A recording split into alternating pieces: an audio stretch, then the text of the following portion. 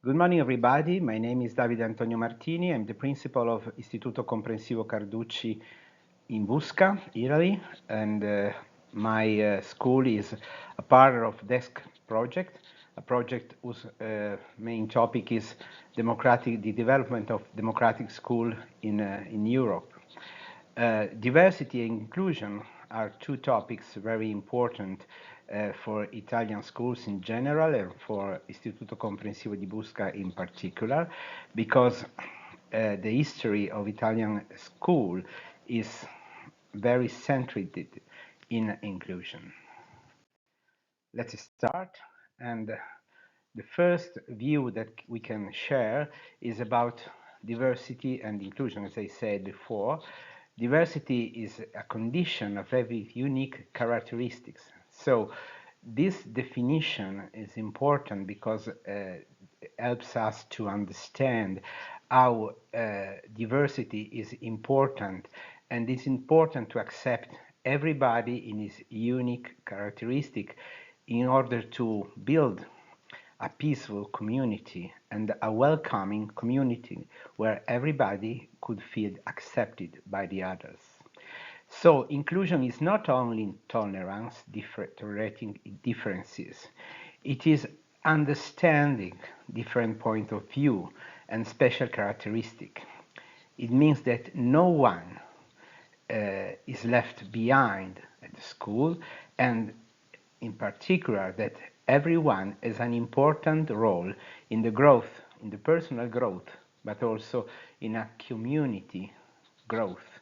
So the whole school can grow thanks to inclusion.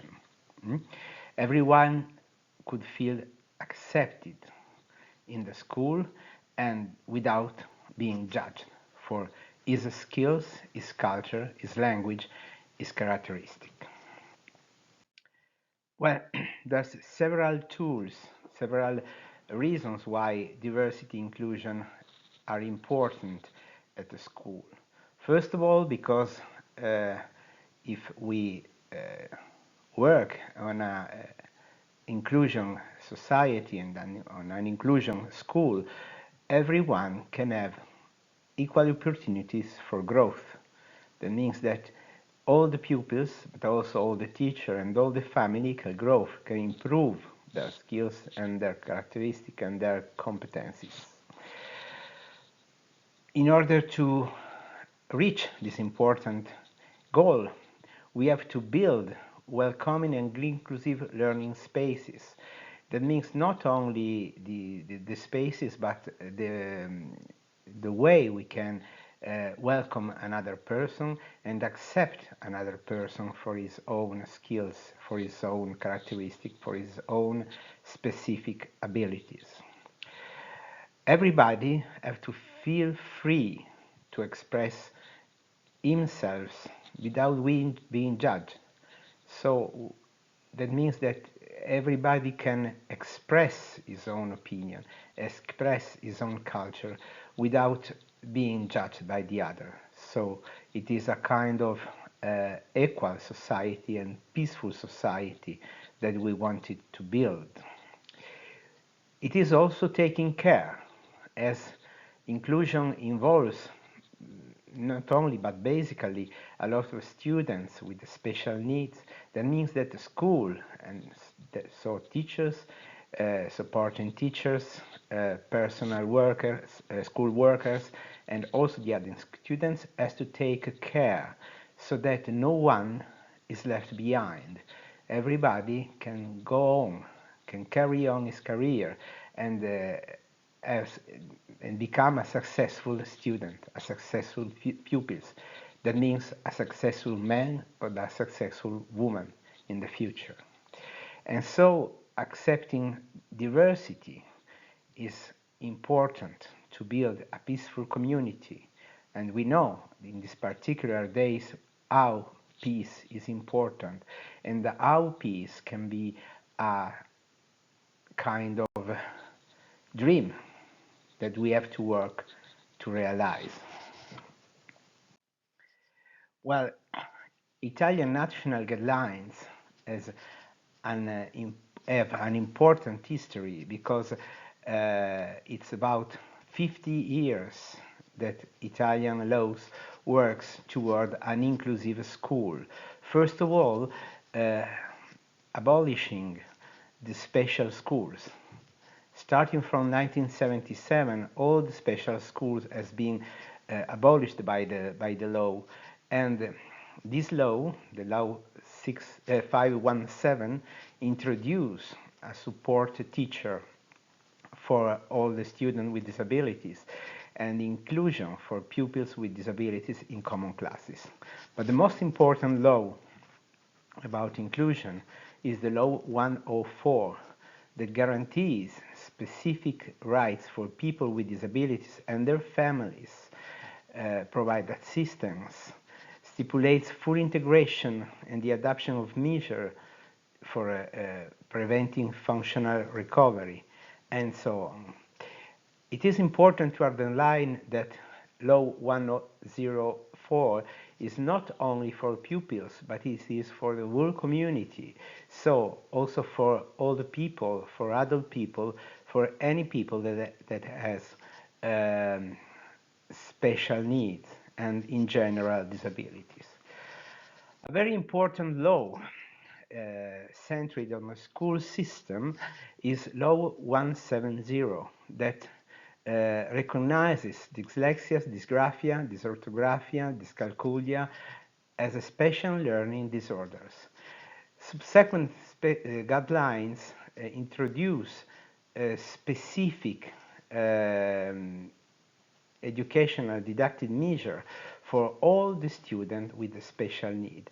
And it doesn't include only disabilities or specific learning disorders, but also students with social-linguistic, economic, and cultural disadvantages, and all the other sanitary diseases such as ADHD or problem of understanding or so on, any kind of special educational needs. Well, what are the main tips that we can do to build a concrete school environment, an inclusive school environment? First of all, we have a school educational plan. The name in Italian is PTOF, Piano Triennale dell'Offerta Formativa, that is a plan that is a real guideline of the school system, of any single school system, and in particular this educational plan has to pay attention to disabilities in general and special needs in general in order to build an inclusive school. Then in all the schools, but in particular in Istituto Comprensivo di Busca, there are some working groups, the GLI, Inclusion Working Groups, that is composed by supporting and common teachers, the GLOW, Operational Working Group, that includes teachers, all the teachers of a pupil, the family, the health worker, and social assistant, and so on, and in the higher education also the students sometimes. We have an intercultural commission to work that work in the school in order to organize a more inclusive school, a more intercultural school, that work also in the curricula, school curricula, in order to make them more intercultural and more attentive to different culture that lives in school. In fact, in our school, for instance, there's about 20% of students that are non-Italian speakers, and they have a story absolutely different from the other students. We have to include them and to make them feel welcome in our school, also with the school curricula. And then all the class team, because as I said before, all the students also with severe disabilities are included in common schools. Then there's some important documents that we use to make our school more inclusive. That means protocol for students with disabilities, protocol for foreign students, and protocol for non-native speakers. And then we try to identify mentors or reference teachers for students with, for pupils with disabilities, so they have supporting teachers, pupils with the special educational needs, and we have some, there are some teachers that work on these topics and are reference for the student with special need in general. And another important reference teacher are the teachers for non-native speakers. How can we include in our everyday routine, if you want?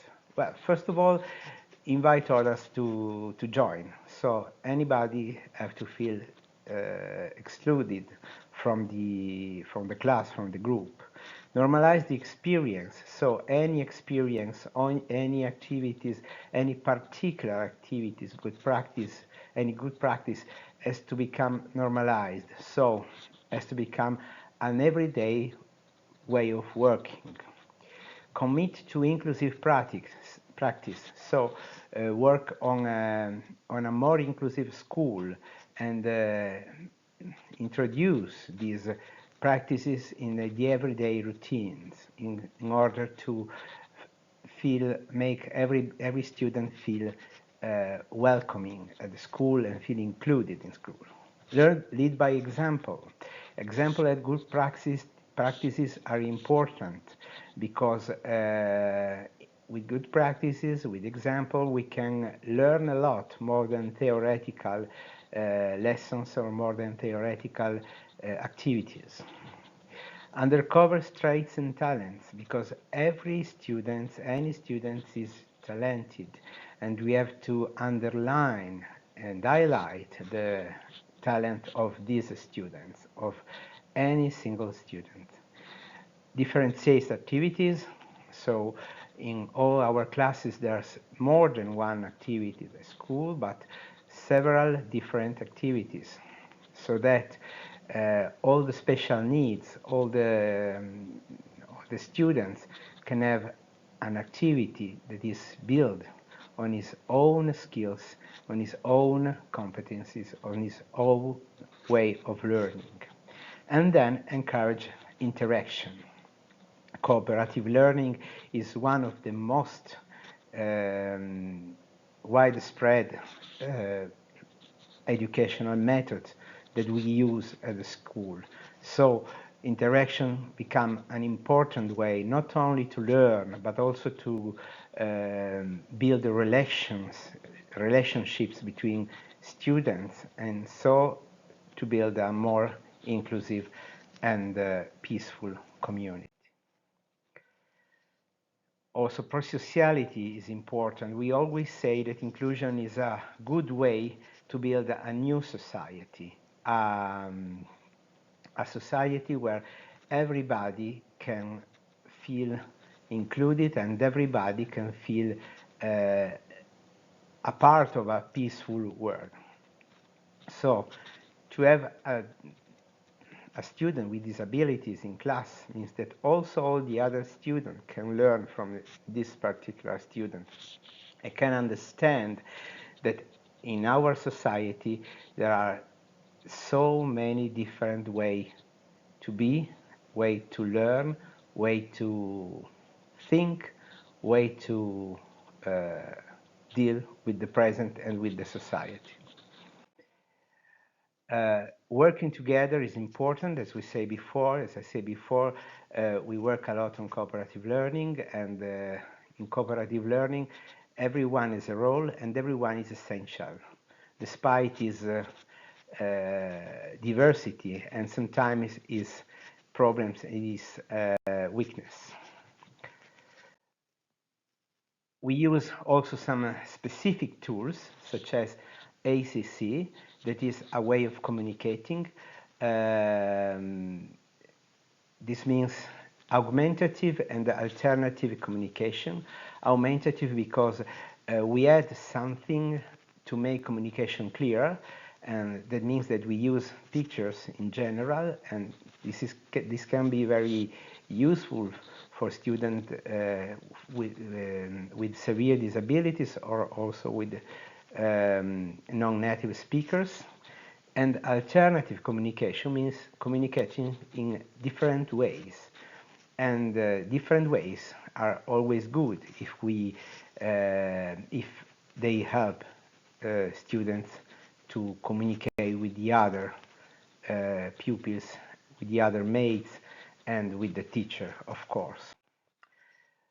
We work for laboratories, so laboratories are very important because they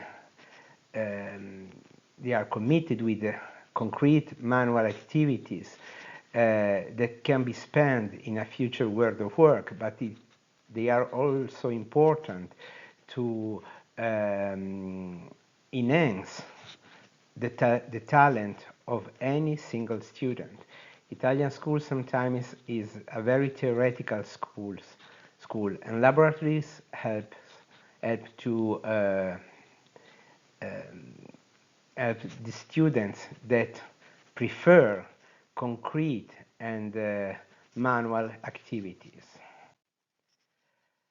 Then, of course, TIC are used in order to optimize the delivery of information and also to include some students. For instance, the use of notebook is important for students that has dyslexia or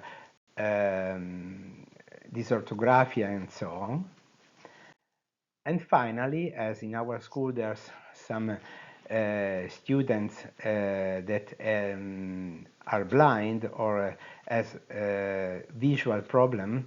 We use some particular activities, such as Braille. We use tactile material at school, and also visual planners. All the pupils and all the teachers of a class where there are blind students learn to use Braille. So everybody can use this particular language, this particular kind of communication, to communicate with each other. So thank you for the attention. I hope that this presentation helps everybody to understand what inclusion is, but in particular what inclusion means for our school, for my school, and for my teachers, and for, I hope, the community in which Istituto Comprensivo di Busca works. Thank you so much for your attention.